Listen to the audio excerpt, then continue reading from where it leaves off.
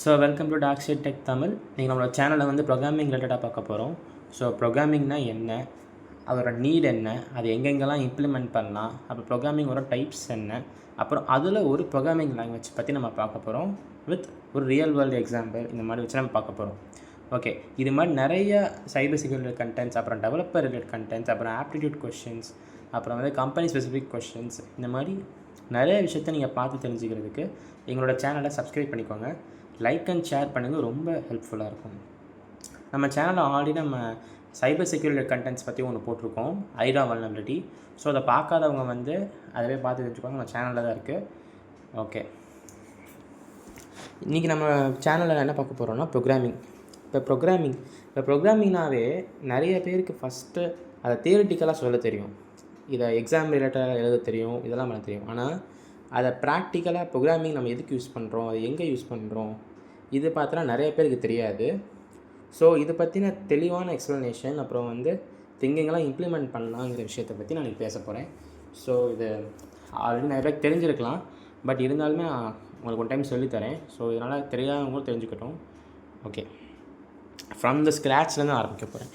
இப்போ ப்ரோக்ராமிங், இப்போ ஹியூமன்ஸ் பேசுகிறதுக்காக நம்ம யூஸ் பண்ணுற லாங்குவேஜஸ்லாம் இருக்குல்ல, தமிழ், இங்கிலீஷ், இதெல்லாம் பார்த்தோன்னா ஹியூமன்ஸ் வந்து ஒருத்தர் கம்யூனிகேட் பண்ணுறதுக்காக நம்ம யூஸ் பண்ணுறது. ஆனால் இதே லாங்குவேஜ் கம்ப்யூட்டருக்கு வருமானு கேட்டால் வராது. ஸோ இப்போ நான் கம்ப்யூட்டரில் வந்து இப்போ நம்ம வந்து ஏதாவது ஒரு ஆப்ரேஷன்ஸ் லைக் எப்படி சொல்கிறது, இப்போ கம்ப்யூட்டரில் வந்து ஒரு குரோமில் போயிட்டு நீங்கள் ஏதாவது வந்து ஒரு யூடியூப் சேனல் நீங்கள் பார்க்கணும் அப்படின்னா, இந்த ஆப்ரேஷன்ஸ்லாம் நம்ம வந்து கம்ப்யூட்டருக்கு டேரெக்டாக நம்ம சொன்னால் புரியாது. ஸோ நம்ம அதுக்கேற்ற மாதிரி சில ப்ரோக்ராம்ஸ் எழுதணும், அப்போ தான் அந்த ஆப்ரேஷன்ஸை நான் பண்ண முடியும். ஓகேவா? இங்கே ப்ரோக்ராமரோட இன்னொரு பேர் தான் இன்ஸ்ட்ரக்ஷன் சொல்லுவாங்க. அதாவது கம்ப்யூட்டருக்கு தெரிஞ்ச ஒரு லாங்குவேஜ் தான் அவங்க இன்ஸ்ட்ரக்ஷன்ஸ்னு சொல்லுவாங்க. ஓகேவா? ஸோ ஒரு ஹியூமன் வந்து அவனுக்கு தேவைப்பட்ட ஆப்ரேஷனை இந்த கம்ப்யூட்டரில் பண்ணணும் அப்படின்னா, ஒரு மூவி பார்க்கணும், ஒரு கேம் ஏற்றணும் அப்படின்னா கூட அதுக்கு வந்து இந்த மாதிரி ப்ரோக்ராம்ஸ் தேவை. ஓகேவா? ஸோ இதை வச்சு தான் கம்ப்யூட்டர் மெயினாக அண்டர்ஸ்டாண்ட் பண்ணணும். ஓகே, இப்போ ப்ரோக்ராமிங் எதுக்கு தேவை அப்படின்னு பார்த்தோன்னா, இப்போ கம்ப்யூட்டர்ஸால் ஹியூமன்ஸ் மாதிரி ஆட்டோமேட்டிக்காக திங்க் பண்ண முடியாது. அதுங்களுக்கு இந்த மாதிரி இன்ஸ்ட்ரக்ஷன் நம்ம ஃபீட் பண்ணால் மட்டும்தான் அதுக்கான ஆப்ரேஷன்ஸை அது பண்ணும். அதே மாதிரி இந்த இதை நம்ம இந்த மாதிரி ப்ரோக்ராமிங் கொடுத்தா மட்டும்தான் இப்போ சாஃப்ட்வேர் நம்ம டெவலப் பண்ணணும் அப்படின்னா கூட அதெல்லாம் பண்ண முடியும். ஏதாவது ஒரு ஆட்டோமேஷன் ஒர்க் பண்ணாலும் பண்ண முடியும். அதே மாதிரி இந்த ப்ரோக்ராம்ஸில் பார்த்தோன்னா டிசிஷன் மேக்கிங், அப்புறம் டாஸ்க்கு, லாஜிக், இது எல்லாமே அதில் இருக்கும். இப்போ நம்ம டைப்ஸ் ஆஃப் ப்ரோக்ராமிங் லாங்குவேஜ் பற்றி பார்ப்போம். இது எல்லாத்துக்குமே மோஸ்ட்லி தெரிஞ்சது தான். எல்லாருமே ஸ்கூல், காலேஜஸில் வந்து இது கன்ஃபார்மாக இதை பார்த்துட்டு தான் வந்திருப்பீங்க. ஓகே, இப்போ இத்தனை டைப் ஆஃப் ப்ரோக்ராமிங் லாங்குவேஜஸ் இருக்குது. ஆனால் ஒவ்வொரு லாங்குவேஜுமே ஒரு இன்ஸ்ட்ரக்ஷனை தான் தரப்போகுது கம்ப்யூட்டர் கரெக்டாக. ஆனால் ஒவ்வொருத்தரோட யூஸ் கேஸ் ஒன்று இருக்குது. இப்போ எக்ஸாம்பிளுக்கு இப்போ பைத்தான் நிறைய பேருக்கு தெரியும். ஆனால் அந்த பைத்தான் எங்கே இம்ப்ளிமெண்ட் அதிகமாக ஆகும்னு பார்த்தீங்கன்னா, இப்போ சைபர் செக்யூரிட்டியில் நம்ம ஸ்கிரிப்ட் எழுதுகிறோன்னா அங்கே பைத்தான் அதிகமாக தேவைப்படும். ஏஐஎம்எல்ல நம்ம ஒரு கோடு எழுதுகிறோன்னா அங்கே பைத்தான் தேவைப்படும். ஓகேவா? இப்போ சி ப்ரோக்ராமிங் லாங்குவேஜ் எங்கே தேவைப்படும்னு பார்த்தோன்னா, இப்போ நம்ம வீட்டில் இருக்க வாஷிங் மிஷின், டிவி, இது எல்லாமே ஒர்க் ஆகிறது பார்த்தோன்னா சி ப்ரோக்ராமிங் லாங்குவேஜில் தான். அதே மாதிரி இப்போ ஜாவா எங்கே அதிகமாக இம்ப்ளிமெண்ட் ஆகும்னு பார்த்தோன்னா, நிறைய விதமான வெப் டெவலப்மெண்ட்டில், ஆப் டெவலப்மெண்ட்டில், அட்வான்ஸ்டு ப்ரோக்ராமிங்கில் தான் அதை யூஸ் பண்ணுவாங்க.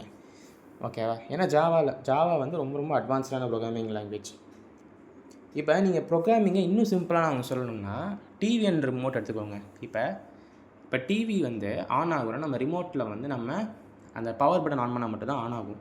இப்போ அங்கே டிவி தான் அங்கே ஒரு கம்ப்யூட்டர், உங்கள் ரிமோட்டு தான் ஒரு இன்ஸ்ட்ரக்ஷன். நீங்கள் கொடுக்குற ஒவ்வொரு சிக்னலும் அங்கே போயிட்டு அதுக்கான ஜாபை அது பண்ணும்.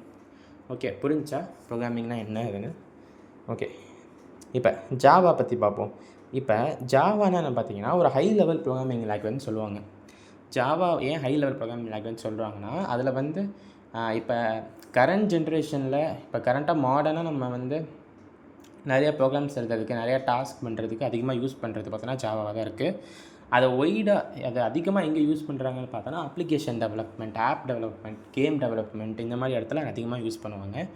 அதே மாதிரி இதை பிளாட்ஃபார்ம் இண்டிபெண்டன்ட்னு சொல்லுவாங்க. இப்போ பிளாட்ஃபார்ம் இண்டிபெண்டன்ட்னா ஒன்றும் இல்லை, ஜாவாவை வந்து நீங்கள் விண்டோஸ் ஓஎஸ்லேயும் பண்ணலாம், லினக்ஸ் ஓஎஸ்லேயும் பண்ணலாம், யூனிக்ஸ் ஓஎஸ்லேயும் பண்ணலாம். அதில் வந்து ஒரு பிரின்சிபல் இருக்கும், ஓரா பிரின்சிபல்னு, ரைட் ஒன்ஸ் ரன் எனிவேர்னு. அதாவது நீங்கள் ஜாவா கோடை எழுதிட்டு அதை நீங்கள் எங்கே வேணால் ரன் பண்ணிக்கலாம். அதே கோடை நீங்கள் லினக்ஸில் ரன் பண்ணிக்கலாம், யூனிக்ஸ் சிஸ்டம்லேயும் பண்ணிக்கலாம், உபுண்டு ஓஎஸில் பண்ணிக்கலாம். இந்த மாதிரி பல ஓஎஸில் நீங்கள் பண்ணிக்கலாம். ஓகே, இப்போ ஜாவா பற்றின பேசிக்கான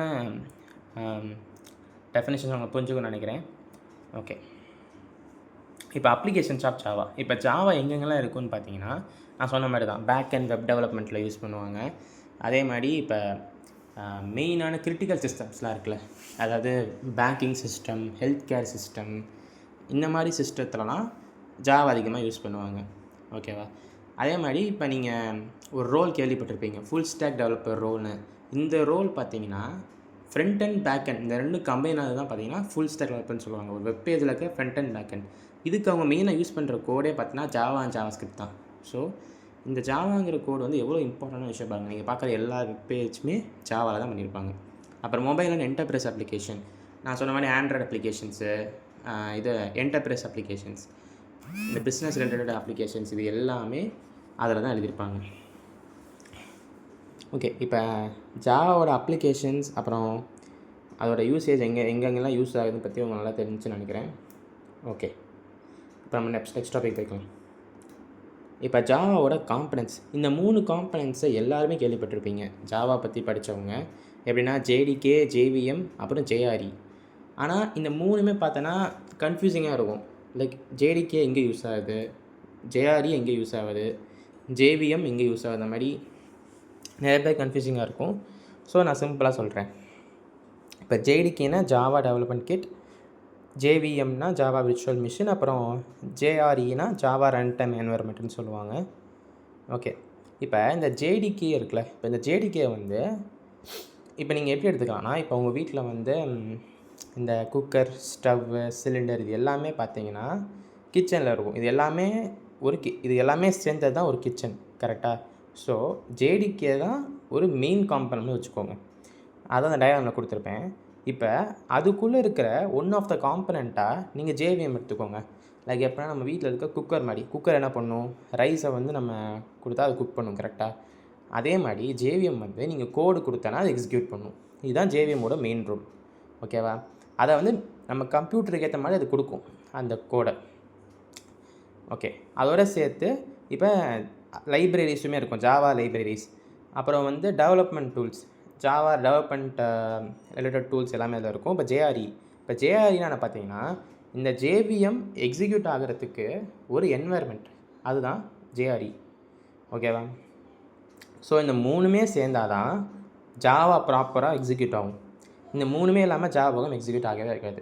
இப்போ அதை தான் ஜேடிகே பற்றி நான் தனித்தனியாக சொல்லியிருப்பேன். இப்போ ஜேடிகேன்னு என்னென்னு பார்த்தீங்கன்னா அதில் தான் ஜாவா ப்ரோக்ராம்ஸ் எழுதுவாங்க. ஓகேவா? அதில் வந்து பார்த்தீங்கன்னா இந்த மாதிரி காம்பனன்ட்ஸ்லாம் இருக்கும். எப்படின்னா டெவலப்மெண்ட் டூல்ஸ் லைக் ஜாவா சினா ஜாவா கம்பைலர்னு சொல்லுவாங்க, ஜேஹீப்னா ஜாவா ஹீப், அப்புறம் ஜே கன்சோல்னா ஜாவா கன்சோல், இந்த மாதிரி சொல்லுவாங்க. நான் சொன்ன மாதிரி ஜேடிகே தான் அந்த ஹோல் காம்பனன்ட் மாதிரி. ஓகே, இப்போ ஜேவிஎம் நான் சொன்ன மாதிரி நம்ம கொடுக்குற கோடை வந்து அது வந்து மிஷினுக்கு ஏற்ற மாதிரி கொடுக்கும். அதாவது பைட் கோடை வந்து அது இன்ஸ்ட்ரக்ஷன்ஸ் தான் கொடுக்கும். இது பார்த்தீங்கன்னா ஒரு டீட்டெயிலான டயக்ராமை நம்ம நெக்ஸ்ட் ஸ்லைடில் பார்ப்போம். இப்போ வந்து ஜேஆர்இ, இப்போ ஜேஆர்இ பார்த்தோன்னா ஒரு ரன் டைம் என்வரன்மெண்ட்டை நம்ம ப்ரொவைட் பண்ணணும். அதாவது ஜேவிஎம் ரன் பண்ணுறதுக்கான ஒரு என்வரன்மெண்ட்டை கொடுக்குறோட வேலை தான் ஜேஆர்இயோட வேலை. ஸோ இந்த 3மே இருந்தால் மட்டும்தான் ஒரு ஜாவா ப்ராப்பராக ரன் ஆகும். அதுலேயும் ஒவ்வொரு காம்பனன்ட்ஸும் ஒன்றுத்துக்கு ஒன்று இம்பார்ட்டண்ட்டாக இருக்கும். அதாவது ஜேவிஎம் எக்ஸிக்யூட் ஆகணும்னா ஜேஆர்இ தேவைப்படும். இப்போ ஜேவிஎம்மும் ஜேஆர்இ வேணும்னா அதுக்கு நமக்கு வந்து ஜேடிகே தேவை. புரியுதா? ஓகே, இப்போ இதை பற்றின டீட்டெயிலான டயக்ராமோட நம்ம நெக்ஸ்ட் ஸ்லைடில் பார்ப்போம். ஓகே, இப்போ எக்ஸிக்யூஷன் ஃப்ளோ. இப்போ சிம்பிளாக நம்ம சொல்லணும்னா, இப்போ நீங்கள் ஒரு ஜாவா கோட் எழுதுறீங்க, லைக் ஹலோ வேர்ல்டுங்கிற ஒரு ஜாவா கோட் எழுதுறீங்கன்னு வச்சுக்கோங்களேன். அதை வந்து நீங்கள் ஜாவா கம்பைலர்கிட்ட கொடுப்பீங்க. ஓகேவா? அந்த ஜாவா கம்பைலர் என்ன பண்ணும் பார்த்தோன்னா, அந்த ஜாவா கோடை வந்து டாட் கிளாஸ் ஃபைலாக அதை மாற்றிடும். அந்த டாட் கிளாஸ் ஃபைல் தான் நம்ம பைட் கோடுன்னு சொல்கிறோம். ஓகேவா?